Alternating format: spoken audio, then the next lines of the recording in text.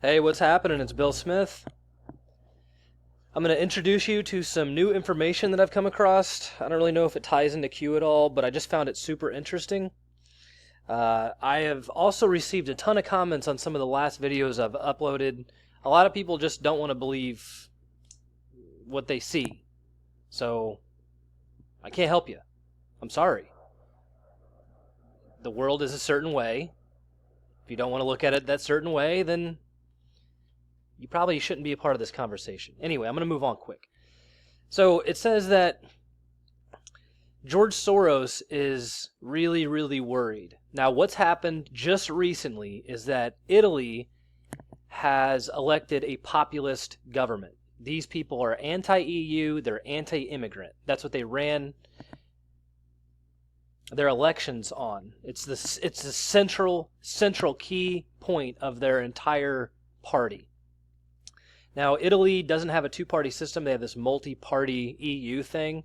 I don't know what that's for. I don't know the controlling mechanisms behind it. I think it had to be in the globalist best interest at one point. But now it looks like this populism is starting to uprise all across Europe. People are starting to put a stop to it. They don't want to be part of the EU anymore. So here's George Soros saying openly, the EU will dig its own grave if it tries to punish Italy. Now, the new Italian governmental parties, the ones that have elected and have taken over the government, they have openly stated that they are going to forcefully deport 500,000 African migrants. They're going to try to take their country back. And they're going to do this through huge deportation. These people have no business being in Europe. They had no reason to be there. There was no jobs in Europe. Italy already has a very, very high unemployment rate. There's no reason for them to be there. They have nowhere to go. They have no houses. There's no way to pay for them, feed them. So basically, they're just feral animals roaming the streets causing problems. Italy's fed up. They elected a government that will clean it up. And now the EU is freaking out. So I'm not going to show you all the background stuff. I'm just going to talk to you about what I know. But Frau Merkel basically said, oh, look, now we've caused this giant problem. Now I'm ready to help solve it.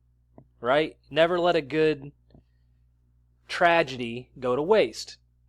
So what her idea is now is they're going to create a European police force, and they're going to set up European border walls, border fencing. And this is designed to offset the vanguard countries, the Czech Republic, Croatia, those types of countries that are already enacting their own border controls. They were able to overrun France really, really easy. France didn't do anything. They're complicit. You got Macron running that. Britain's next, but you got to cross that tunnel, that tunnel system. So there is some insulation, but the Germans are stupid. The Germans just don't have a spine anymore as a public. They'll never elect a populist government. They'll just keep electing Merkel over and over and over because that's what they're supposed to do. They're good, useful idiots, and they've been browbeaten for 90 years now. So that's what their purpose is. Germany's gone. France is gone. You'll never get those countries back. And the Eastern Bloc nations are saying, look, we already dealt with communism. You're not going to do this to us again because we joined the European Union. So a little bit about Hungary. Hungary has expelled George Soros completely. His open border society is totally left. Because if they were to stay there, they'd have to show where their money comes from. So they just decided to pull all the way out. Viktor Orban, he's the kind of like the president of Hungary. They created a border fence, which is actually like 150 yards inside of the country of Hungary. That way, when they catch people, they just put them on the other side of the border fence. They haven't technically deported them, but they can't roam the country anymore. So most of these migrants just turn around and walk off. They try to go a different route. So Hungary has beaten George Soros. They have beaten him.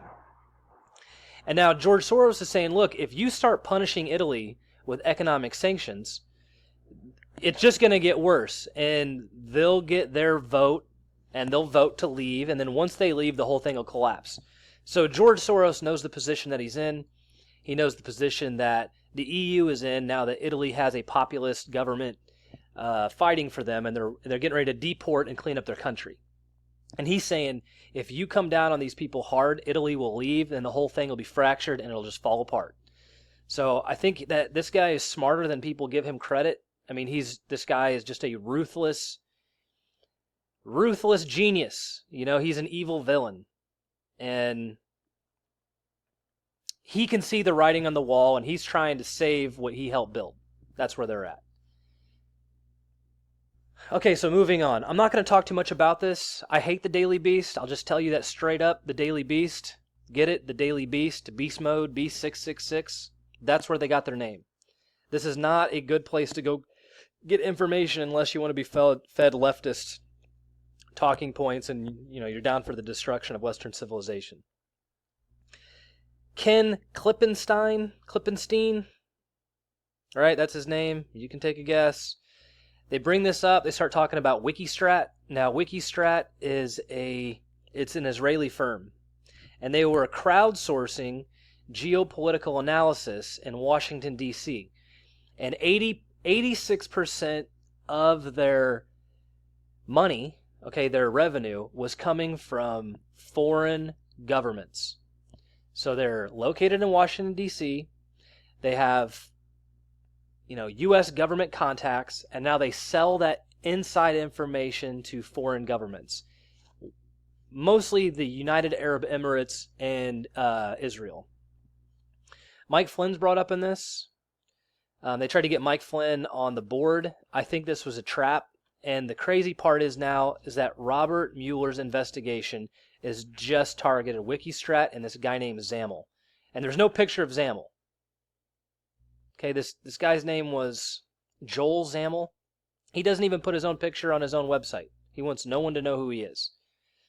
So I just want to toss this in there. Robert Mueller is now targeting Wikistrat and Joel Zamel, who is basically the founder. He's an Israeli Jew who has founded an Israeli intelligence company that operates entirely out of Tel Aviv, but has its business development and public relations arm in Washington, D.C. Go figure. I'm not going to get big into this. I think other people are going to shake this tree a little bit harder as more information comes out, but this was kind of breaking news today. 6/4, it kind of went live on 6/5, so I think this is big, big stuff. I thought I'd just slip this in there before I move on. All right, so this is where we're going to end the video, so I'm going to talk the rest about this. Bilderberg, Bilderberg 2018. Now, I want to point something out to all of the, skeptical people out there. You remember when Bilderberg didn't exist? You remember that? You remember that? How all throughout the 90s, people said, no, Bilderberg doesn't exist. There isn't a whole bunch of heads of state, military, generals, CEOs, great thinking minds. They're not all meeting up once a year in secret. That's not happening, because obviously that would be illegal. That would be illegal. Well, it only took a matter of time. We got the truth kind of movement popped up in the early internet age. I think right around 2004 to 2006, the cat was out of the bag. It was not going back in there. There were people hanging out and protesting the Bilderberg meetings. People were leaking out the documents. By the way, this has been going on for, 66 years now?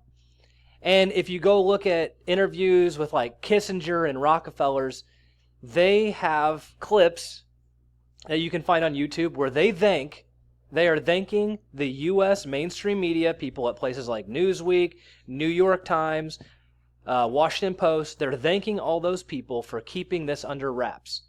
Because in their words, they would not have been able to do what they did if the U.S. public knew about it.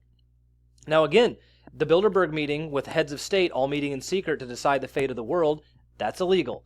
We have governmental laws in the United States against that. And it was only after they had to come clean because there was so much evidence that they said, oh, no. We're not doing anything nefarious. Clearly we're not trying to usher in the New World Order. That's not what we're trying to do. We're just hanging out. It's just, it's a friendly meeting of the most powerful people in the world, meeting secretly behind closed doors. Okay. So the next time someone comes along and says, look, Roseanne's obviously not a Mason because women can't be Masons. Okay, fine, you're right. What do you want me to say, man? I'm just going to tell you that this stuff is always not true until the moment it is true. And then they'll say, hey, no big deal. Whatever. You know? We're not doing anything wrong. Well, then why did you lie about it for 50 years? Why did you have to keep it under wraps?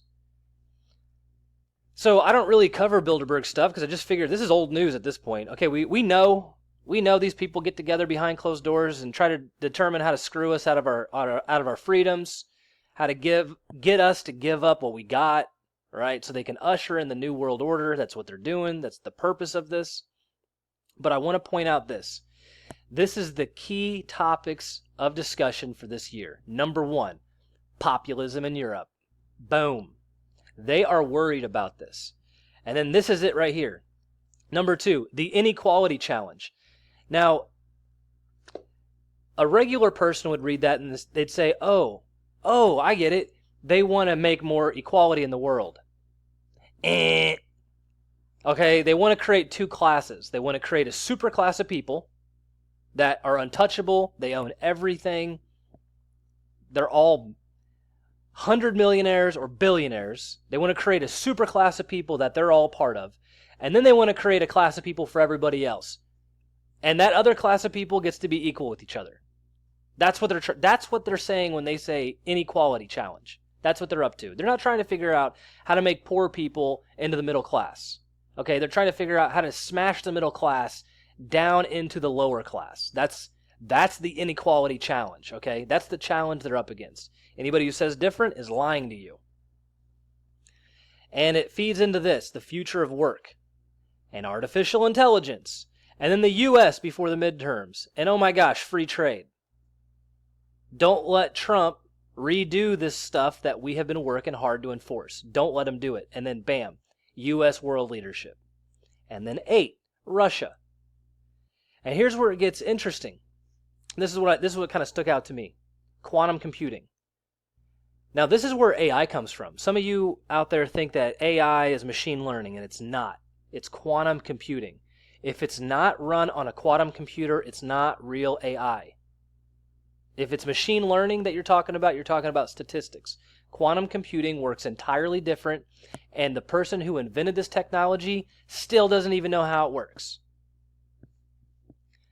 We're going to move on here because it says quantum computing and then Saudi Arabia and Iran, the post-truth world, and current events. So that's what they're going to talk about. I'll scroll down here just so you can read this. I'm not going to go over this. All right. Every year between 120 and 140 political leaders and experts from industry, finance, academia, and the media are invited to take part in the conference, the Bilderberg Conference. It's been going on for 66 years now. This is how they usher in the New World Order. Now, this is the important part. I want to squeeze this in before I lose time. There's a lot of people in here from USA. Evercore, you ever heard of that? Roger Altman from Evercore. Now, I went through here and I found all the people from the United States, and they all have one thing in common. They're either in banking or they're in some sort of AI, quantum computing type of work. And one specifically, stood out to me. It's this guy right here, Klaus Kleinman, CEO of NEOM. NEOM. You ever heard of that? Neither have I. Here's what it is. NEOM, N-E-O-M, is a planned 10,000 square mile transnational city and economic zone to be constructed in Tabuk, Saudi Arabia, close to the border region of Saudi Arabia and Egypt. Crazy. The city was announced by Crown Prince Mohammed bin Salman. Remember him? At the Future Investment Initiative Conference in October of 2017. This was just announced 9 months ago. It will operate independently from existing governmental framework with its own tax and labor laws and an autonomous judicial system. They're creating it's a separate city-state. That's all the time I have Till next time, this is Bill Smith. Thanks for watching.